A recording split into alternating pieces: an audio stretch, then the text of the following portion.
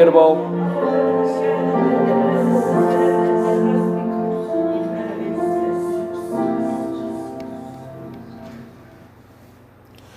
천천히 그러나 분명하게 앞으로 가게 하여 주옵소서. 뒤처지지는 않게 하여 주옵소서. 잠시 머물다가도 갈 수 있어야 됩니다. 앞으로 한 걸음씩, 앞으로 한 걸음씩, 보다 나은 내일을 위해서, 보다 나은 한순간을 위해서 최선을 다해 나갈 수 있는 우리 되게 하여 주옵소서. 그래서 내 인생이 점점 나아지고 있다고 말하게 하시고, 점점 좋아지고 있다고 말하게 하시고, 그래서 참 하나님과 함께함이 이토록 행복한 것이다 라고 고백할 수 있는 저들 되게 하여 주시옵소서. 오늘도 그 은혜를 믿습니다. 그리고 오늘도 하나님이 함께 하실 줄로 믿습니다. 마음껏 축복하여 주시옵소서. 감사합니다. 고마우신 예수 그리스도의 이름으로 기도드립니다. 아멘. 아멘. 고린도 후서 10장 말씀 같이 봅니다. 10장 1절에서 7절까지. 고린도 후서 10장 1절에서 7절. 우리 같이 한 목소리로 천천히 읽도록 합니다. 너희를 대면하면 유순하고 떠나 있으면 너희에 대하여 담대한 나 바울은 이제 그리스도의 온유와 관용으로 친히 너희를 권하고 또한 우리를 육신에 따라 행하는 자로 여기는 자들에 대하여 내가 담대히 대하는 것 같이 너희와 함께 있을 때에 나로 하여금 이 담대한 태도로 대하지 않게 하기를 구하노라. 우리가 육신으로 행하나 육신에 따라 싸우지 아니하노니 우리의 싸우는 무기는 육신에 속한 것이 아니요 오직 어떤 견고한 진도 무너뜨리는 하나님의 능력이라. 모든 이론을 무너뜨리고 하나님 아는 것을 대적하여 높아진 것을 다 무너뜨리고 모든 생각을 사로잡아 그리스도에게 복종하게 하니 너희의 복종이 온전하게 될 때에 모든 복종하지 않는 것을 벌하려고 준비하는 중에 있노라. 너희는 외모만 보는도다. 만일 사람이 자기가 그리스도에게 속한 줄을 믿을진대 자기가 그리스도에게 속한 것 같이 우리도 그러한 줄을 자기 속으로 다시 생각할 것이라. 아멘. 아멘. 8장 9장에서는 연보 이야기를 하고 마쳤고요. 그리고 10장에 다시금 사도에 대해서 논쟁이 일어났던 부분으로 다시 돌아갑니다. 그러니까 사도의 권위죠. 저 사람 목사 맞아? 라고 이야기하는 것. 어저께 제가 논문 제본해서 갖고 왔는데 이제 그런 거죠. 증명서 같은 거죠. 저 사람 박사 끝났어? 정말 논문 끝났어? 라고 했을 때 여기라고 내밀 수 있는 게 있냐? 그 증언이 있냐? 라고 계속 자문하고 그리고 묻자 그들에게 변명하고 있는 장면이 다시금 시작이 됩니다. 근데 10장에 이르러서는 1장부터 있었던 다른 문제하고 연관이 되고 있어요. 근데 그 표현이 좀 불편해요. 1절에 보니 이렇게 되어 있죠. 1절 볼까요? 너희를 대면하면 유순하고 떠나 있으면 너희에 대해서 담대한 나 바울은 돼 있는데 거기 유순이라는 단어와 담대라는 단어를 동그라미 좀 해놓고 이야기를 시작을 하죠. 바울이 고린도 교인들을 만났을 땐 유순했고 바울이 편지로 쓸 땐 떠나 있으면이라는 말은 이제 편지를 쓸 때 얘기죠. 편지로 만나는 바울과 만나서 이야기하는 바울이 달라라고 사람들이 쑥덕쑥덕 됐다는 거예요. 그러면 유순하다는 표현은 썩 좋은 표현은 아니겠죠. 그래서 원어는 어떻게 되어 있냐면 비천하다라는 뜻이에요. 겸손하다가 아니라 비천하다. 아우 참 못났네 라는 표현이에요. 만나면 좀 못났는데 글을 보니 와 좋네 라는 거죠. 글만 보고 나서는 야, 저 목사님 대단한 목사님인가 봐 엄청나네 막 그렇게 생각하고 막 기대하고 나서 딱 봤더니 하나도 형편이 없더라는 거죠. 그러니까 고린도 교인들 입장에서는 그들이 배웠던 대로 실천하고 말하는 데 있어서 문제를 삼은 사람이 누군지가 밝혀지는 거죠. 왜냐하면 고린도 교회는 사도 바울이 편지로 먼저 만난 사람이 아니라 대면에서 만난 사람들이니까. 그러니까 초기 교인들이 그에게 문제를 일으킨 게 아닌 게 분명한 거죠. 초창기에 사도 바울이 만났을 땐 당연히 비천해 보였겠죠. 말도 좀 어눌했다고 하고요. 그리고 외모도 그렇게 잘생긴 얼굴은 아니었던 것 같아요. 그러다 보니까 그 외모에서 풍기는 것으로 사람들 접한 게 아니라 고린도에서 생활하면서 사도 바울을 만나보니 이 사람 꽤 괜찮은데, 그래서 복음을 받아들였고 고린도 교회가 성장을 했고 만들어졌는데, 그래서 1년 6개월 동안 열심히 신앙생활을 잘 했는데 그 다음에 무슨 일이 벌어진 거죠? 사도 바울이 떠난 후에 사도 바울이 만들어 놓은 공동체에 전도가 일어난 거죠. 그래서 그 공동체에 사도 바울의 이야기만 들었던 사람들이 영입되기 시작했던 겁니다. 근데 그들 중에는 우리가 잘 아는 대로 아볼로에게 배운 사람도 있었고 게바에게 배운 사람도 있었고 스스로 그리스도에 대해서 연구하다가 하나님을 만난 사람들이 모인 거죠. 그러고 들어보니 이 사람 글 진짜 괜찮네 라고 이야기하기 시작한 거죠. 그런 거 있잖아요.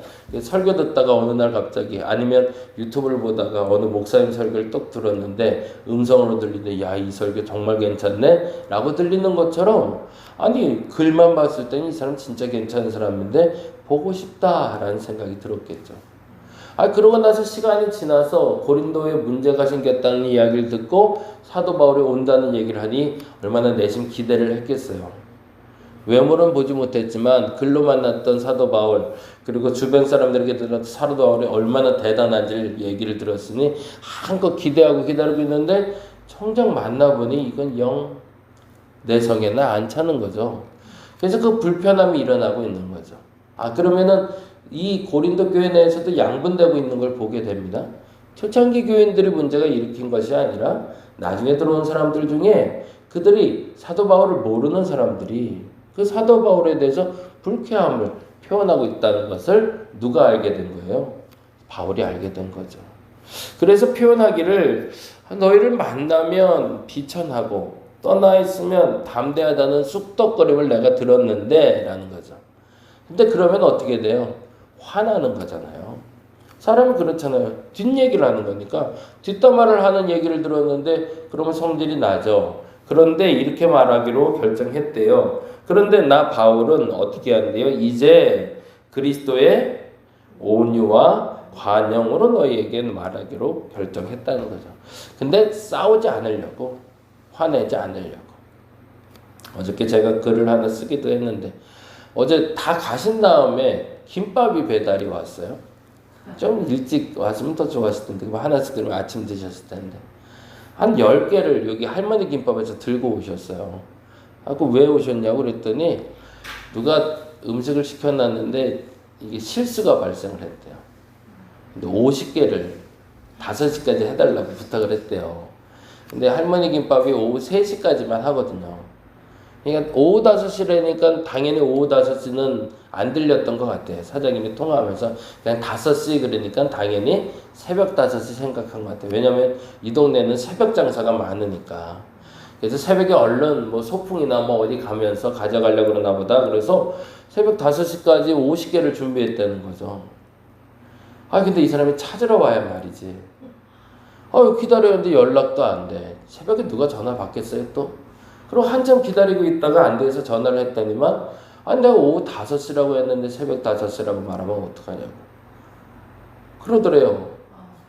그러니 그거 어떻게 싸놓은 50개가 요즘 같은 날씨에는 놔뒀다간 다 상하게 생겼고 어떡할까 그러다 10개씩 묶어서 여기저기 돌리는데 때마침 여기 불이 켜져 있길래 여기 있는 사람들도 나눠 먹으러 갖고 왔다는 거예요. 그러고 너무 아깝더라고. 딱 하나씩 가져가실 때 좀 딱 좋았을 텐데. 근데 그 다음 말이 참 감사했어요. 제가 가격을 좀 쳐드릴게 그랬어요. 10개인데 그거 내가 돈 주고 살 테니까. 그래. 가는 데마다 다 그렇게 얘기하는데 그러려면 내가 모터로 이거 들고 왔냐고 그러시는 거예요. 그러다 어차피 줄이려고 왔으니까 마음껏 드시라고. 그러고서 그 얘기를 하시는데 그 사람하고 싸워봐야 내가 무슨 도움이 되겠냐는 거죠.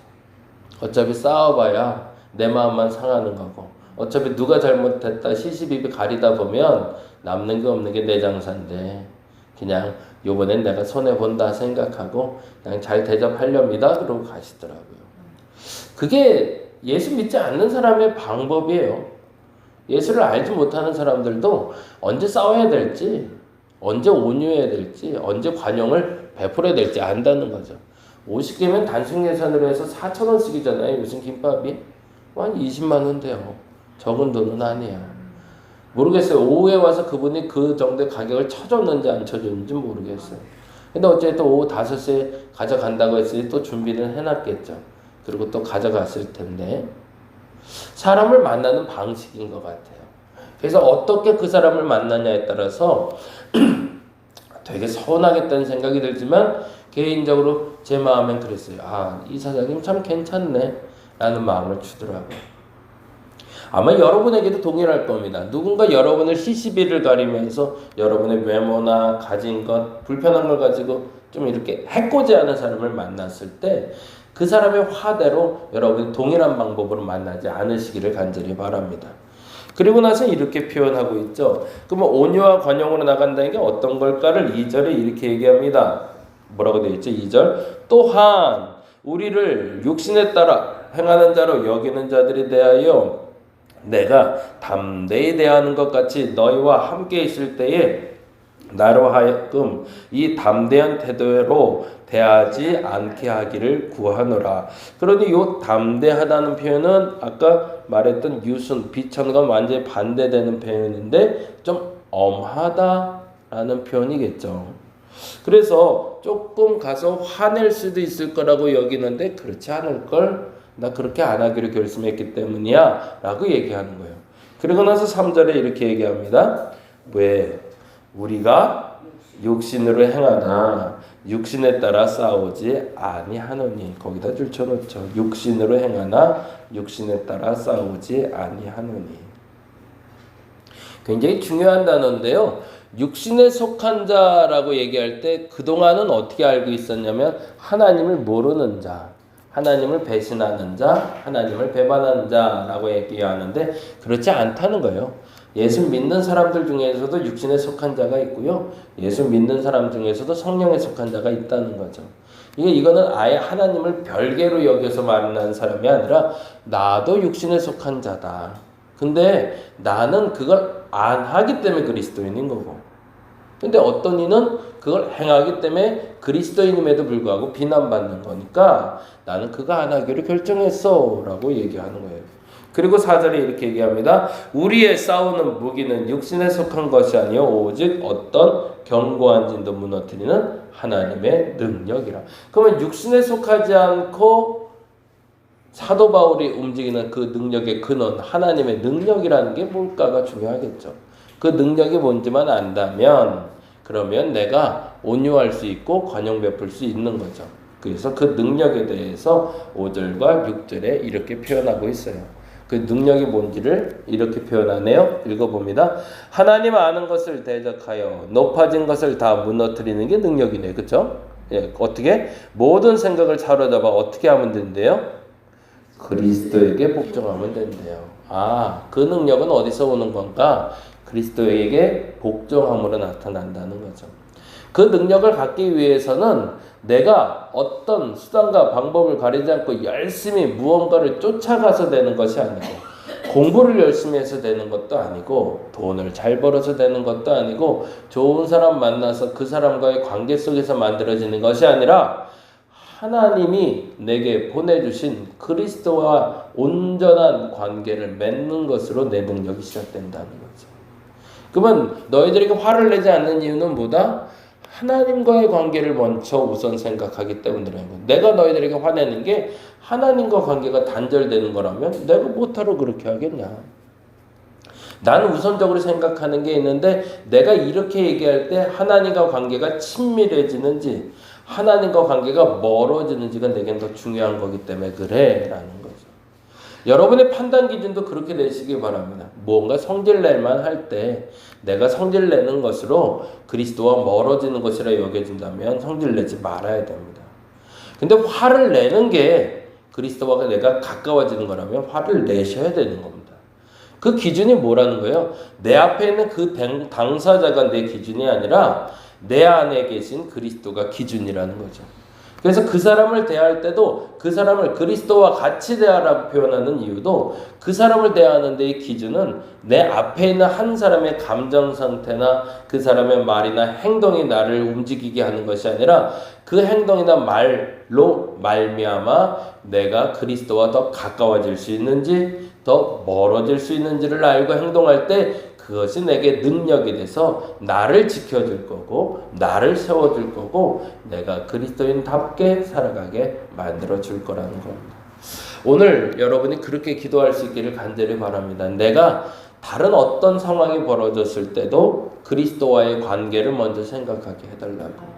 그래서 철저히 복종해서 하나님이 진짜 그 상황에서도 내게 주시는 그 복을 누리는 오늘 한날이 되게 해달라고 기도하는 저와 여러분 되시기를 간절히 바랍니다. 기도하겠습니다.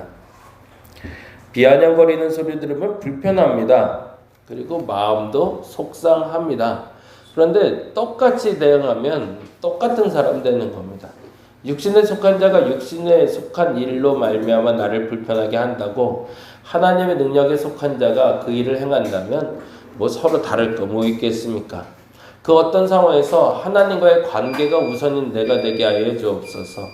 그 어떤 곳에서도 하나님과의 관계 속에서 드러나는 온전한 결단이 나를 지킬 줄 믿사오니 이것이 내가 하나님과 멀어지는 일인지 이것이 내가 하나님과 가까워지는 일인지 거기에 집중하며 행하는 내가 되게 하여 주시옵소서.